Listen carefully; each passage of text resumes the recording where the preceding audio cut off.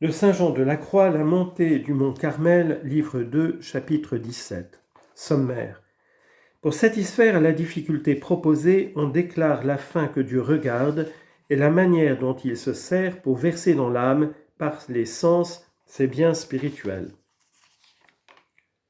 On demande donc pourquoi Dieu présente ses visions imaginaires à l'âme, puisqu'elles l'empêchent de s'unir à lui, et qu'elles peuvent même la conduire dans l'erreur. Pour répondre à cette question, il faut supposer trois principes. Le premier est de saint Paul, qui dit que Dieu a établi avec ordre tout ce qui est dans le monde. Romains chapitre 13, verset 1. Le second est du Saint-Esprit. Dieu dispose toutes choses avec douceur. Sagesse chapitre 8, verset 1. C'est-à-dire, quoique la sagesse de Dieu passe d'une extrémité à une autre extrémité, néanmoins elle fait tout ce qu'elle fait d'une manière douce et sans violence. Le troisième est de plusieurs théologiens qui soutiennent que Dieu meut et fait agir les créatures selon leur nature et leur qualité. Il suit de ces trois principes que Dieu doit mouvoir l'âme suivant sa nature et ses qualités pour l'élever du terme de sa bassesse au terme de la sublimité de l'union divine. Or, comme l'ordre de la connaissance de l'âme et la manière d'acquérir cette connaissance consiste dans la dépendance des sens et dans les figures imaginaires des choses matérielles, il faut nécessairement que Dieu commence à l'éclairer par l'opération des sens qui est l'extrémité la plus basse et qui la conduise à la connaissance purement spirituelle qui est l'extrémité la plus haute, afin qu'il la gouverne avec douceur et avec plaisir. C'est pour cette fin qu'il l'instruit d'abord par des espèces et des visions imaginaires, soit naturelles ou surnaturelles, par le raisonnement et par les considérations. Il lui communique ensuite des lumières spirituelles et dégagées de toutes ces représentations corporelles et sensibles. À la vérité, Dieu voudrait bien lui donner d'abord l'esprit tout pur comme il est en lui-même, mais comme ces deux extrémités, l'humain et le divin, le sens et l'esprit, ne peuvent dans le cours ordinaire des choses s'unir ensemble par un seul acte d'entendement ou de volonté, il est nécessaire de produire auparavant plusieurs actes qui soient des dispositions propres pour faire cette union. De sorte que les premiers servent de fondement et de disposition au second, les seconds au troisième, et ainsi des autres, afin que ces deux extrémités se rejoignent d'une manière douce et agréable.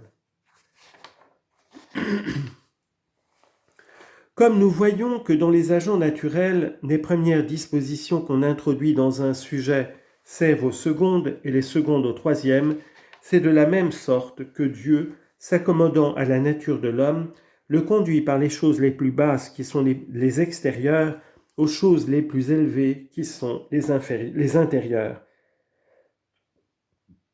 Voilà pourquoi il excite au commencement l'âme à faire un bon usage de ses sens extérieurs en les appliquant à de bons objets, tels que sont ceux-ci, entendre la messe et les prédications, regarder avec respect les choses saintes, mortifier le goût et l'appétit des viandes, l'odorat et l'inclination de sentir des odeurs délicieuses, l'attouchement en pratiquant des austérités qui l'affligent.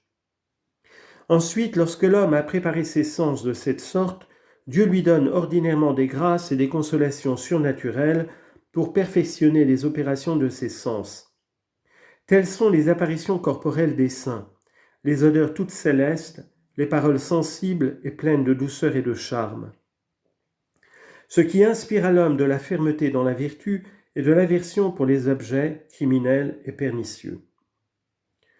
Dieu emploie les considérations, les méditations, les saints discours pour perfectionner l'homme selon ses sens intérieurs, pour l'accoutumer au bien et pour instruire l'esprit de la manière que ces opérations conviennent à l'imagination et à la fantaisie, lesquelles étant disposées suffisamment par ces exercices naturels, Dieu use des images et des visions surnaturelles pour élever ces deux puissances à un degré plus spirituel et plus utile à l'esprit. Car il dépouille l'esprit de ce qu'il a de plus grossier et de plus contraire à cet état pour le former peu à peu à la vie intérieure. Et de cette façon, il fait entrer l'âme par degrés dans les choses les plus spirituelles. Néanmoins, il ne garde pas toujours l'ordre que nous venons de décrire. Quelquefois, il mène l'âme à l'un de ces états sans passer par l'autre, selon qu'il le juge plus avantageux pour elle, et il la comble tout à coup de grâces extraordinaires. De là vient que plus l'âme s'approche de Dieu, plus elle se vide de toutes ces espèces imaginaires, de tous ces raisonnements et de toutes les autres choses matérielles qui concernent les sens extérieurs et intérieurs, tellement que, quand elle est parvenue au point d'avoir un étroit commerce d'esprit avec Dieu, il faut nécessairement qu'elle se soit dénuée auparavant de toutes les idées sensibles et corporelles que les sens lui présentaient au regard de Dieu et des choses divines. Car comme celui qui quitte un terme pour aller à un autre terme, plus il approche du dernier, plus il s'éloigne du premier, et lorsqu'il est arrivé à celui-là, il est entièrement séparé de celui-ci. De même, l'âme se sépare entièrement de tout ce qui tombe sous les sens à l'égard de son Créateur lorsqu'elle est unie étroitement avec lui. C'est pourquoi on dit communément que quand on a goûté l'esprit, la chair n'a plus de saveur, c'est-à-dire que lorsqu'on jouit de la douceur et du plaisir de l'esprit, les délices de la chair sont insipides, ou ce qui signifie la même chose, les consolations de la terre et les joies sensibles ne sont plus agréables. Paroles qui comprennent toutes les opérations que les sens extérieurs et intérieurs produisent à l'égard des choses spirituelles. Ce qui est évident, car si c'est le pur esprit qui agit, il ne s'assujettit point au sens, et si c'est la chair qui opère, l'esprit ne conserve plus sa pureté, parce que plus la chair et les sens engagent l'esprit en leurs opérations, moins l'esprit est pur, et moins il conserve son état surnaturel. Ainsi, celui qui est parvenu à la perfection n'use plus du ministère des sens pour aller à Dieu, comme il faisait avant qu'il eût fait de grands progrès dans les voies purement spirituelles. Et c'est ce que l'apôtre exprime clairement dans sa première lettre aux Corinthiens. « Lors, dit-il, que j'étais enfant, je parlais en enfant, j'avais des sentiments d'enfant. Mais quand je suis devenu homme, j'ai laissé ce qui tenait de l'enfance. » 1 Corinthiens 13, verset 1. Nous avons déjà fait voir que se servir des sens pour connaître les choses célestes, c'est l'exercice des enfants ou des commençants en la vie intérieure. Si l'âme voulait s'attacher toujours au sens, elle serait semblable à un enfant. Elle ne parlerait de Dieu, elle n'en aurait des pensées, des sentiments que comme un enfant, puisqu'elle ne s'arrêterait qu'à l'écorce qui est le sens, et elle ne pénétrerait pas dans la substance qui est l'esprit ou la perfection de la vie spirituelle.